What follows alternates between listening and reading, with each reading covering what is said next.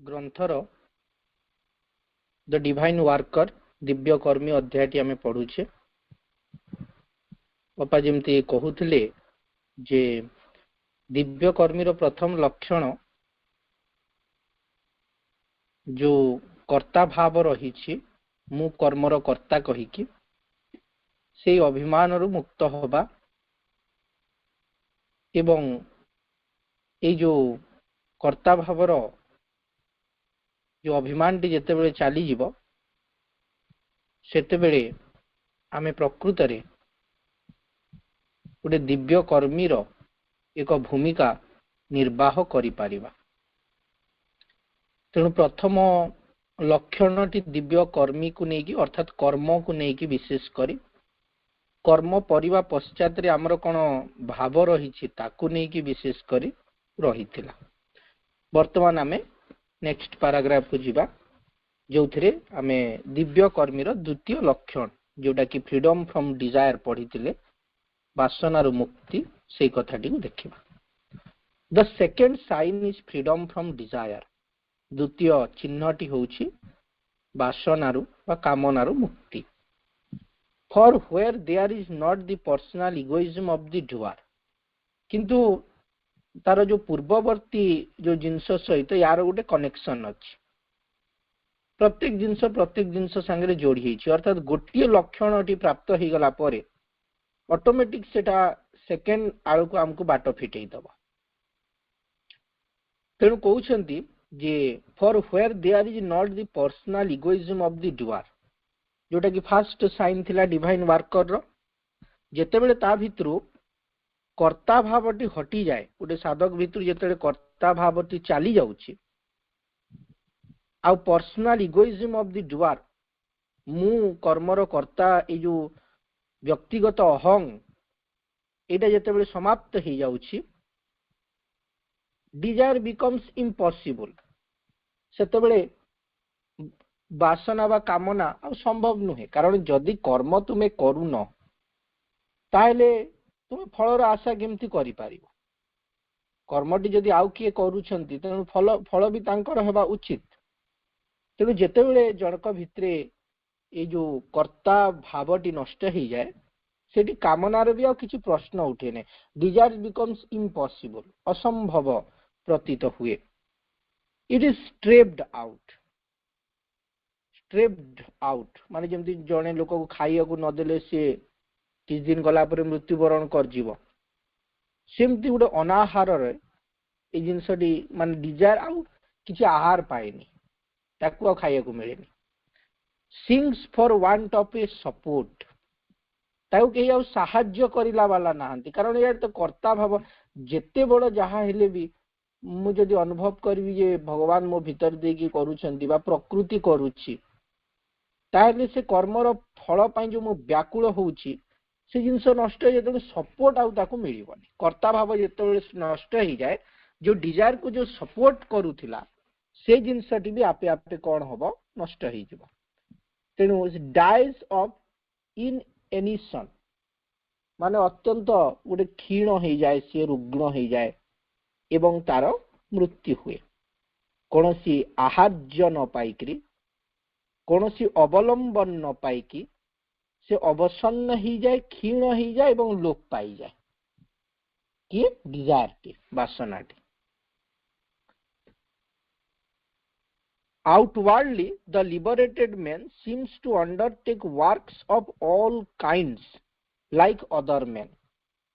जने मुक्त व्यक्ति कारण लिबरेटेड मैन कहीं कहले कारण आगुरु आमे पढ़िथिले to do all in this liberating knowledge. कर्मर कर्ता भाव नष्ट हो गले से अभिमानटा नष्ट हो गले that helps the man to liberate मुक्ति पाइबा पई ए जिनसटी साहाय्य करे। तेणु जनक भितर जे कर्ता भाव नष्ट हो जाए से गोटे मुक्त अनुभव करे किंतु से जो मुक्त व्यक्ति माने अन्य मानक अपेक्षा गोटे साधारण व्यक्ति जेमती कर्म करूछि से भी कर्म करू थाई पारे पृथ्वी रे। Outwardly the liberated man seems to undertake works of all kinds सकल प्रकार कर्म को मुक्त व्यक्ति करि पारिबो लाइक अदर मेन अन्य लोक माने जेमती किए चाकरी कला किए चाष कला किए वाणिज्य कला किए व्यवसाय कला किए आहुरी बड़ बड़ देश सेवारे नियोजित हैला किए फॉरेन अफेयर्स रे काम कला किए सीधा सड़क आर्मी रे काम कला किए नेवी रे काम कला अन्य व्यक्ति माने जो जो काम सब करूछंती से सब कर्म को से करि पारे on a large scale perhaps with a more kinds like other men एवं गोटे साधारण व्यक्ति हुए तो सेतिकी भल भाबरे एवं सेतिकी लार्जर स्केल रे माने गोटे बृहत स्केल रे गोटे साधारण व्यक्ति करि पारिबनी जेतिकी मुक्त व्यक्ति करि पारे जो माने प्रकृत रे ए ज्ञानटी को प्राप्त ही जानती ता माने नुह जे से माने कर्म रे तांकर दुर्बलता ही जाय बा कर्म ठीक से करि पारंतिनी बा बृहत कर्म पई योग्य हुअंतिनी मु कर्म करू नाही एई भावटी व्यक्ति को बृहत कर्म करिवा पई प्रस्तुत करे एरा होछि विडंबना जेते दिन पर्यंत व्यक्ति अनुभव करू था जे मु सब करूछि अहं भितरे बंचु थाए सेते दिन पर्यंत व्यक्ति गोटे बृहत कर्म पई प्रस्तुत हेई पारे ना जेते बेले मु कर्म करू नाही कहि कि से अनुभव करिया को आरंभ करे सेते बेले से बृहत कर्म पई भगवान ताको प्रस्तुत करिया को आरंभ करंती तेनु अन्य लोक मानक अपेक्षा से व्यक्ति अधिक दृढ़तर संकल्प और शक्तिशाली प्रवेग सहित कर्म करे अन्य व्यक्ति माने जो भली गोटे संकल्प नहीं कि कर्म करता बड़ संकल्प गोटे larger scale perhaps with A more powerful will तांको भीतर अधिक गोटे शक्तिशाली इच्छा शक्ति थाए एंड ड्राइविंग फोर्स एवं कर्मटी केमिति हबो से जो गोटे गतिशील एक शक्ति गोटे शक्तिशाली प्रवेग गोटे ड्राइविंग फोर्स सहित जने मुक्त व्यक्ति कर्म करे but from all his inceptions and undertaking the inferior concept and neither will of desire is entirely vanished सर्वे समारंभाः काम संकल्प वर्जिताः अधिक शक्तिशाली प्रवेग सहित से कर्म करुछि काहेकि कारण भगवत इच्छार महती शक्ति तार सक्रिय प्रकृति भीतर दे की क्रिया करुछि से भगवान को पाखरे निज को समर्पि देछि से अहं भावटी को नष्ट कर देछि तेणु but from all this inception and undertaking the inferior concept and neither will of desire is entirely vanished ता भितरे ए जो निम्नतर जो कामना वासना रही जो निम्नतर संकल्प से सबु किछि नष्ट ही जाए दूरीभूत ही जाए ता भितरे ताकू गीता वर्णना करूछि जे सर्वे समारंभाः काम संकल्प वर्जिताः ता भितरु सकल कामना संकल्प से गुड़िक नष्ट ही जाए थाए गीतार चतुर्थ अध्याय 19 नंबर श्लोक शेष देखीदेवा दीटा श्लोक को ही has abandoned all attachment to the fruits of his works कर्म पश्चात रे कौन फल मिलिबो सेटा तो होची कामना मु एटा कले एटा पाइबी सेटा कले एटा पाइबी एटा कले मान पाइबी सेटा कले अर्थ पाइबी सम्मान पाइबी जश हबो ख्याति हबो ना हबो ए सब पश्चात रे से धाए नाही से कर्म करी चले दृढ़ संकल्प सहित भगवान को समर्पि देकरी एवं ताप सब किछि तुच्छ ताप ये छोट छोट सब लाभ छोट छोट सब विजय ताप तुच्छ से जनक भलिया ही जाए से राजा भली जीवन जापन बाहर लोक देखुथिबे भाबुथिबे लोकटा केते मजारे अछि जनक राजा केते बढ़िया राजा होइछंती खाइया को पाउछंती केते सबु तांको सेवा करिया को लोक अछंती जीवा पई केते हाथी घोड़ा सब रहिछंती किंतु जनक राजा को सोडे किछि फरक पडु नथि तांको जंगल रे नै कि छाडी देले भी से सेमती खुशी रे रहिबे बाह्य लोक तांको देखि कि भाबु थाई पारे जे से कामना वासना भितरे बुड़ी किरी रहिछंती किंतु ताको किछि फरक पडिबो नाही तांको राजगादी रे बसै दियो किबा तळे बसै दियो ତାଙ୍କୁ ଘୋଡ଼ାରେ ନେଇକିରି ଯାଅ କିମ୍ବା ଚାଲି ଚାଲି ଯାଅ, କିଛି ତାଙ୍କୁ ଫରକ ପଡୁନଥିବ। ତେଣୁ ଏମିତି ଗୋଟେ ଚେତନାକୁ ବ୍ୟକ୍ତି ପ୍ରାପ୍ତ କରେ ଯେତେବେଳେ ସେ ସକଳ କାମନା ବାସନାରୁ ମୁକ୍ତ ହେଇକି ଭଗବାନଙ୍କୁ ସମର୍ପି ଦେଇକିରି କର୍ମ କରିବାକୁ ଆରମ୍ଭ କରେ। He has abandoned all attachment to the fruits of his work. କର୍ମର ଫଳ ପ୍ରତି ଯେତିକି ଆସକ୍ତି ରହିଛି ସେ ସବୁ ସେ ତ୍ୟାଗ କରିଦିଏ। And where one does not work for the fruit but solely as an impersonal instrument of the master of works, desire can find no place. କାମନାଟା ରହିବା ପାଇଁ ତ ଜାଗା ଦରକାର ନା ନାହିଁ। ଯଦି ଆମେ ଘରଟିକୁ ସବୁବେଳେ ସଫା ସୁତରା କରିକି ରଖିବା, ମଇଳା କରିବାନି, ସବୁ ପୁରା ଚିକ୍କଣ ରଖିବା, କୋଉଠି ପାଣି ଜମା ହେବାକୁ ଦେବାନି, କୋଉଠି ଅଳିଆ ଆବର୍ଜନା ଜମା ହେବାକୁ ଦେବାନି, ତାହେଲେ ମଶା ମାଛି ପୋକ ଜୋକ କୋଉଠୁ ଆସିବେ? ତାଙ୍କର ବି ତ ରହିବା ପାଇଁ ଗୋଟେ ଜାଗା ଦରକାର। ତେଣୁ ବ୍ୟକ୍ତିର ଚେତନାଟି ଏମିତି ହେଇଯିବ ଯେ କାମନା କୋଉଠି ଜାଗା ଖୋଜିବ, ସେ ରହିବା ପାଇଁ ଜାଗା ମିଳିବନି ତାକୁ ଆମ ଭିତରେ। ତେଣୁ ସେଟା କେତେବେଳେ ହବ? And where one does not work for the fruit, ଯେତେବେଳେ ଜଣେ ବ୍ୟକ୍ତି ଆଉ ଫଳ ପାଇଁ କାମ କରିବା ବନ୍ଦ କରିଦିଏ, but solely as an impersonal instrument of the master of works, କର୍ମର ଜଣେ ଅଧୀଶ୍ୱର ରହିଛନ୍ତି, ସିଏ ଦେଖୁଛନ୍ତି କର୍ମକୁ, ତୁମେ କୋଉ ମନୋଭାବ ନେଇକି କର୍ମ କରୁଛ, କୋଉ ଭଳି ଚେତନାରେ କର୍ମ କରୁଛ, କାହିଁକି କର୍ମ କରୁଛ, ତୁମର ଉଦ୍ଦେଶ୍ୟ କ'ଣ ଅଛି କର୍ମ ପଶ୍ଚାତରେ, ଗୋଟେ ମହାଶକ୍ତି ମାଷ୍ଟର ଅଫ ୱାର୍କ ସବୁ କିଛିକୁ ନିରୀକ୍ଷଣ କରୁଛନ୍ତି। ତେଣୁ ଯେ କର୍ମର ଅଧୀଶ୍ୱର ଅଛନ୍ତି ମାଷ୍ଟର ଅଫ ୱାର୍କସ, ତାଙ୍କର ଗୋଟେ but solely as an impersonal instrument, ଗୋଟେ ନୈର୍ବ୍ୟକ୍ତିକ ଯନ୍ତ୍ର ଭାବରେ ସେ କାର୍ଯ୍ୟ କରୁଛି, ତାର କୌଣସି ଫଳ ଲାଭର ଆଶା ନାହିଁ। Desire can find no place, କାମନାକୁ ରହିବା ପାଇଁ ଆଉ ଜାଗା ମିଳିବନି। Not even the desire to serve successfully, for the fruit is the Lord's and determined by him and not by the personal will and effort. ଯଦି ବି ଯେତେବେଳେ ତାର ବାସନା କୌଣସି ସ୍ଥାନ ପାଇପାରେ ନାହିଁ, ଏପରିକି ଭଗବାନଙ୍କ କାର୍ଯ୍ୟକୁ ସଫଳ ଭାବେ କରିବାର ବାସନା ମଧ୍ୟ ତାର ରହେ ନାହିଁ।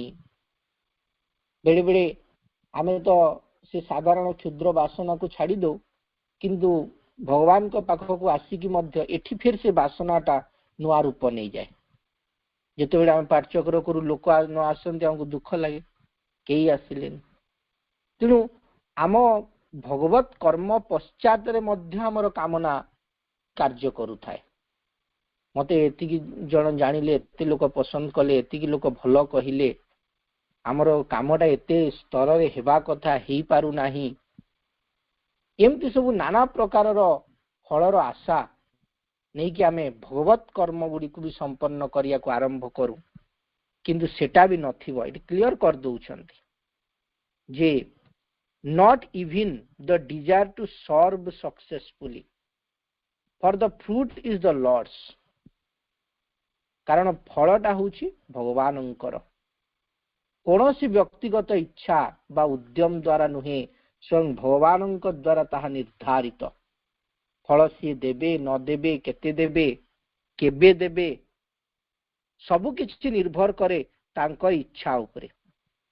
ସେ ଚାହିଁଲେ ସକ୍ସେସ୍ କରେଇବେ, ଚାହିଁଲେ ଫେଲୁଅର୍ସ କରେଇବେ, ଚାହିଁଲେ ଲୋକ ଆସନ୍ତୁ ନ ଆସନ୍ତୁ, ଶୁଣନ୍ତୁ ନ ଶୁଣନ୍ତୁ, ଆମକୁ ସିନ୍ସିୟରଲି, ଆମକୁ ଯଦି ଭିତରୁ ପ୍ରେରଣା ମିଳିଛି, ଆମକୁ କାର୍ଯ୍ୟ କରିଯିବାର ଅଛି, ଆଗକୁ ବଢିବାର ଅଛି, ଫଳ ତାଙ୍କ ହାତରେ ରହିଛି। ତେଣୁ ସିଏ ହିଁ ତାଙ୍କର ଯେବେ ଇଚ୍ଛା ହବ, for the fruit is the Lord's and determined by him, ସିଏ ନିର୍ଦ୍ଧାରଣ କରିବେ, and not by the personal will and effort, ଆମର ବ୍ୟକ୍ତିଗତ ପ୍ରଚେଷ୍ଟା, ବ୍ୟକ୍ତିଗତ ଇଚ୍ଛା ସେଗୁଡାକ ନିର୍ଦ୍ଧାରଣ କରିପାରିବନି। or to serve with credit and to the master's satisfaction, for the real doer is the Lord himself, and all glory becomes to a form of his Shakti missioned in the nature and not to the limited human personality. ତେଣୁ ଯଦି ସବୁ କିଛି ଭଗବାନଙ୍କ ଉପରେ ଅଛି, ତେବେ ସବୁ କିଛି ଜିନିଷ ତାଙ୍କରି ସନ୍ତୋଷ ବିଧାନ ପାଇଁ କରାହଉଛି। କାହିଁକି? ଭଗବାନ ହଉଛନ୍ତି ସକଳ କର୍ମର କର୍ତ୍ତା। ତେଣୁ ଯେତିକି ସବୁ ଫଳ ବି ହବ ବା ଯେତିକି ସବୁ କୃତିତ୍ୱ ଆସିବ, ସବୁ କିଛିର ଅଧିକାରୀ ହେଉଛନ୍ତି ସିଏ। ଯେମିତି ଗୋଟେ ବଗିଚାରେ ମାଳି ହିଁ ଫୁଲ ଫୁଟାଏ, ବଗିଚାରେ ମାଳି ହିଁ ପନିପରିବା ଲଗାଏ, ମାଳି ହିଁ ପନିପରିବା ବାହାର କରେ।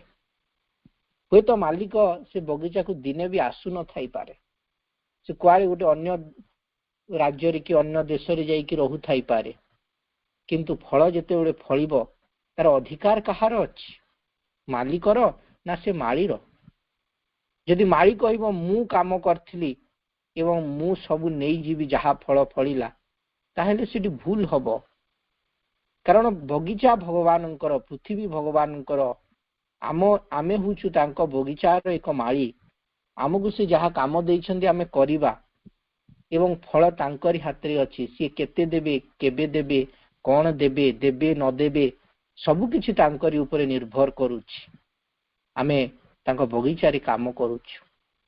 ଏଇ ଭାବନା, କିନ୍ତୁ ବାସ୍ତବରେ କଥାଟି ହେଉଛି ଯେ ଏଠି ସବୁ କିଛି କରାହଉଛି, ଭଗବାନ ଯାହା କିଛି ବି କରିଛନ୍ତି କାହାକୁ ଦେବେ? ଆମକୁ ହିଁ ଦେବେ। ଯେତେବେଳେ ଜଣେ ବ୍ୟକ୍ତି ମାଗିବା ବନ୍ଦ କରିଦିଏ, ସେତେବେଳେ ତା ମାଗିବା ଠାରୁ 100 ଗୁଣ ଅଧିକ ଭଗବାନ ତାକୁ ଦେଇ ଦିଅନ୍ତି। କିନ୍ତୁ ଯଦି ଫେର ଆମ ମୁଣ୍ଡ ଭିତରେ ପଶିଯାଏ ଯେ ନ ମାଗିଲେ ଯଦି ବହୁତ ମିଳିଯାଉଛି, ତାହେଲେ ସେ ମାଗିବି ନାହିଁ ତେଣୁ ବହୁତ ମିଳିବ, ଏଇ କାମନା ରଖିକି ଫେର ମାଗିବାଟି ବନ୍ଦ କରିଦେଲେ ଆହୁରି ଫେର ଅସୁବିଧା କଥା। ମୁଁ ମାଗୁ ତ ନଥିଲି, କେମିତି ମିଳିଲାନି? ସେଇଟା ବି ଗୋଟେ ଆହୁରି ମାନେ ଆମ ମାଇଣ୍ଡର ଆଉ ଗୋଟେ ନିଜକୁ ଠକିବା, ନିଜକୁ ଛଳନା କରିବାର ଏକ ପ୍ରବୃତ୍ତି। ତେଣୁ ଏଇ ସବୁ ଶବ୍ଦ ସହିତ ନ ଖେଳିକିରି ଆମେ ଯଦି ଆନ୍ତରିକତାର ସହିତ ଭଗବାନଙ୍କ କର୍ମରେ ନିଯୁକ୍ତ ରହିପାରିବା, କୌଣସି ଫଳ ଲାଭର ଆଶା ନ ରଖିକି, ତାହା ହିଁ ଯଥାର୍ଥ ହବ। କାରଣ ସକଳ ଫଳର ଅଧିକାରୀ ଭଗବାନ ହିଁ ଅଟନ୍ତି। ପୃଥିବୀ ତାଙ୍କର, ବଗିଚା ତାଙ୍କର, ସିଏ ହିଁ ମାଲିକ। The human mind and soul of the liberated man does nothing, no kinchit karoti, even though through his nature he engages in action. It is the nature, the executive Shakti, it is the conscious goddess governed by the divine inhabitant who does the work. The human mind and soul of the liberated man does nothing. ଆଉ ଥରେ ଆମକୁ ମନେ ପକେଇ ଦଉଛନ୍ତି, ମୁକ୍ତ ପୁରୁଷ, ଦ ଲିବରେଟେଡ man, ମୁକ୍ତ ପୁରୁଷର ମାନୁଷୀ ମନ ଓ ଆତ୍ମା କିଛି ମଧ୍ୟ କରେ ନାହିଁ। ନ କିଞ୍ଚିତ କରୋତି, ସେ କିଛି କରେ ନାହିଁ। କିଏ କରେ? Even though through his nature he engages in action. ଯଦିଓ ତାର ପ୍ରକୃତି ଭିତର ଦେଇକରି ସେ କର୍ମରେ ନିଯୁକ୍ତ ହୁଏ, କିନ୍ତୁ ପ୍ରକୃତି, ସେ କାର୍ଯ୍ୟକାରିଣୀ ଶକ୍ତି, ସେଇ ଚୈତନ୍ୟମୟୀ ଭଗବତୀ ହିଁ ହୃଦୟରେ ଅଧିଷ୍ଠିତ ଅଛନ୍ତି ଏବଂ ସେ ଭଗବାନଙ୍କ ହୃଦୟରେ ଅଧିଷ୍ଠିତ ରହିଥିବା ଭଗବାନଙ୍କ ଦ୍ୱାରା ପରିଚାଳିତ ହୋଇକି କର୍ମ କରୁଛନ୍ତି। ପ୍ରକୃତି ହେଉଛି ସକଳ କର୍ମର କର୍ତ୍ରୀ, ନେଚର ହିଁ ସବୁ କିଛି ଜିନିଷ କରୁଛି। ତେଣୁ ସେ ନେଚର କାହା କଥା ମାନିକି କରୁଛି? It is the conscious goddess governed by the divine inhabitant who does the work.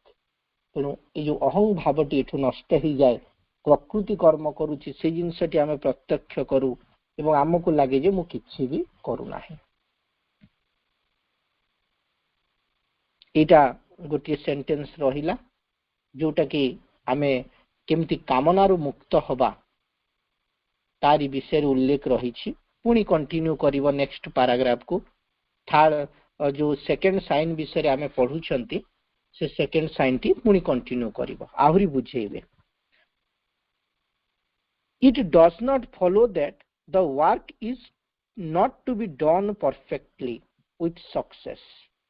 ଏବେ ଯଦି ଏତିକି ଜିନିଷ ପଢିଲା ପରେ ହୁଏତ ଆମ ମନ ଭିତରେ ଗୋଟେ ଭାବ ଆସିଯାଇପାରେ ଯେ ସବୁ କିଛି ତ ଭଗବାନ କରୁଛନ୍ତି, ସେ ତାଙ୍କର କରନ୍ତୁ, ମୁଁ କାହିଁକି ଏତେ ସମ୍ପୂର୍ଣ୍ଣ ଭାବରେ ଚେଷ୍ଟା କରିବି, ପରଫେକ୍ଟଲି କାମଟିକୁ କରିବା ପାଇଁ ଚେଷ୍ଟା କରିବି, ଫଳ ତ ତାଙ୍କର, କର୍ମ ତାଙ୍କର, ସିଏ ପ୍ରକୃତି କରୁଛନ୍ତି। ଏମିତି ଗୋଟେ ଭାବନାଟେ ଆମ ଭିତରେ ନ ଆସୁ, ସେଥିପାଇଁ ଏଠି ଆମକୁ ପ୍ରଭୁ ବହୁତ ଆଗରୁ ସଚେତନ କରିଦେଉଛନ୍ତି। এই ଯୋଉ ଜିନିଷ ଗୁଡାକ କୁହାଗଲା, it does not follow that the work is not to be done perfectly with success, with a right adaptation of means to ends. On the contrary, a perfect working is easier to action done tranquility in yoga than to action done in the blindness of hopes and fears. Lamed by the judgments of the stumbling reason, running about amidst the eager trepidations of the hasty human will. Yoga, says the Gita elsewhere, is the true skill in works. Yoga karmasu kausalam. पुणी guitar आउ गोटे श्लोक एठी आनिकी जोड़िले, जेतेबेले जणे एई जिनसटी को अनुभव करने को आरंभ करे, कर्मर फल प्रति तार आशा रही नाही, ता माने नुह जे से कर्म को परफेक्टली करिवो नाही, फल तो फलिबनी। जदि मारी चिंता करिवो जे फल सब तो मालिक नहीं जिवे, आ मु काहेकि एते मेहनत करिवि ए बगीचारे, बसिथिबो सोइबो, किछि गछ लगेइबनी, किछि करिवनी, तो अल्टीमेटली कोन हबो? मालिक आसवे, माली को बाहर कर देबे, आ गोटे माली आनिक रखी। कारण तांकर बगीचा, सी देखिए काम भल होनी नहीं जिवे, नेक्स्ट आनिक फेर रखिबे, से कर्म हमको हटई देबे। तेणु सी सब किछि करंती, से सब किछि दायित्व नहीं। तेणु जदि फलटा आम हाथ में नाही, कर्मर कर्ता भी जदि आमे नुह, आम थ्रू रे होउछि, ता माने आमे केबे भाबिबा नाही जे कर्मटी आमे जेण तेण प्रकार करदबा, ठीक भाव में संपन्न करिबानी, एई भावना आमर न रहू, एवं कर्मटी परफेक्टली हबो, एवं एंड पर्यंत right adaptation of means to the end. आमे केमती से कर्म को साफल्य करिबा, निखुणतार सहित संपन्न करा जिवो, सेतिपाई मध्य ध्यान देबा उचित। On the contrary, a perfect working is easier. गोटे परिपूर्ण बा गोटे भल पूर्णांग कर्मटी संभव हुए, सहज हुए, to action done tranquillity in yoga men then to action done in the blindness of hopes and fears. जने लोक आशा और आशंकार अंध होइछि, एटा पाइबी, सेटा पाइबी, एटा दरकार, सेटा दरकार, एमती नाना प्रकार आशा आशंका ए जने व्यक्ति अंध हो जाइछि एवं अक्षम बुद्धिर विचार रे पंगु। लेम्ड माने होछि पंगु by the judgements of the stumbling reason. तार बुद्धिटा केतेले गोटे कथा कहूछि, केतेले आ गोटे कथा कहूछि, बारंबार तार बुद्धिटी कोन होछि जे स्टम्बलिंग टर्मल होछि, एवं से बड़ी गोटे अक्षम बुद्धिर विचार रे से पंगु, अति व्यग्र मानसिक इच्छार अस्थिर चांचल्य सह कर्म करिवो। जने व्यक्ति एमिति हेकि कर्म करूछि,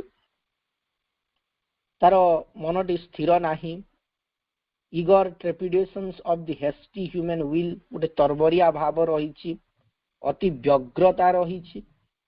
सेही भली कर्म करिबा अपेक्षा जेतेबेले जने व्यक्ति योगयुक्त हेकरि से स्थिर प्रशांति सहित कर्म कले, ता सुचारू भाव में संपन्न ही पारे।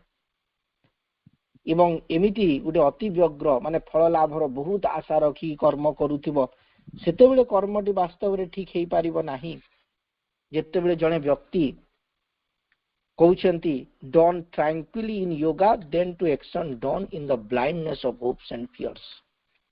योगयुक्त हेकि भगवान को सहित योगयुक्त हेकि स्थिर रहिकी प्रशांत रहिकी कर्म कले, कर्म भितरे निखुणता आसे, कर्म भितरे गोटे परिपूर्णता आसे। एवं गीता कौन कहउछंती, yoga says the Gita elsewhere is the true skill in works, योगः कर्मसु कौशलम। योग माने कौन? स्किल इन वर्क, कर्म को निखुणतार सहित संपन्न करिवार ना होछि योग। प्रथमे कहिले कर्म मु करूछि कहि भावना रहिबो नाही, पुणी कहिले कर्म पश्चात रे फलर आशा रहिबनी, पुणी कर्म को निखुणतार सहित संपन्न करिया को पड़िबो। एवं योग माने होछि सेया, जेतेबेले जने जोगी गोटे कर्मटी करे, से निखुणतार सहित से कर्मटी को करे, पूर्णतार सहित से कर्मटी को करे, तेणु जोग माने होची स्किल इन वर्क्स, जोग माने होची कर्म को कौशल सहित संपन्न करिबा, कर्म करिबार प्रकृत कौशल ना होची जोग। एतिक दूर पर्यंत आज आम पढ़िबा। गीतार दीटी जगार श्लोक रही, तीनटा श्लोक, से श्लोक टिके विचार करिबा। प्रथमे थिला सर्वे समारंभा काम संकल्प वर्जिता, तापरे आउ गोटे थिला न किंचित करोति, किछि करू नाही, एवं एबे पढ़िले जोगः कर्मसु कौशल। प्रथमटी होछि गीतार चतुर्थ अध्यायर 19 नंबर श्लोक, सर्वे समारंभा काम संकल्प वर्जिता। कहउछन्ति जस्य सर्वे समारंभा काम संकल्प वर्जिता ज्ञानाग्नि दग्ध कर्माणि तमाहु पंडितम बुधा।